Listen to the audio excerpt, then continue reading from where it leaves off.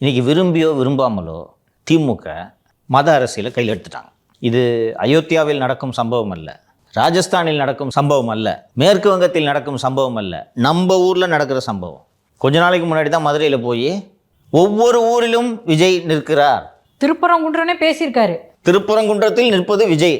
திருப்பரங்குன்றம் விஜய், உசிலம்பட்டி விஜய். இப்போ அந்த திருப்பரங்குன்றம் விஜய்க்கு என்ன நிலைப்பாடு சொல்லணுமா வேணாமா? ஒன்று இங்கிட்டு நில்லு, இல்லை அங்கிட்டு நில்லு, அண்ணன் சொன்னது தான் சொல்லணும். அப்புறம் அப்போ என்னதாங்க நிலைப்பாடு உங்களுக்கு?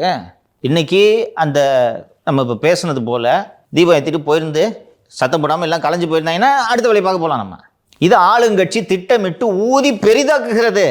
இதில் நீங்கள் ரெண்டு சைடில் ஒரு சைடு எடுத்து தான் சார் ஆகணும். வக்ஃபுக்கு ஒரு நிலைப்பாடு எடுத்தீங்கல்ல சார் நீங்கள், இதில் என்ன சார் உங்களுக்கு நிலைப்பாடு?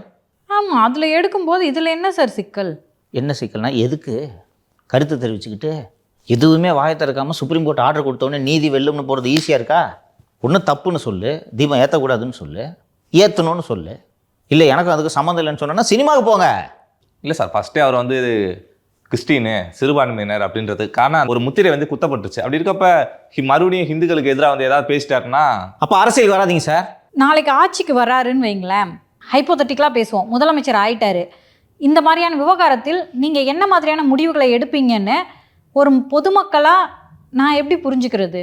ஒரு அரசியல் கட்சி தலைவராக ஒரு விவகாரத்தில் நிலைப்பாடு எடுக்கவே உங்களால் முடியவில்லையே.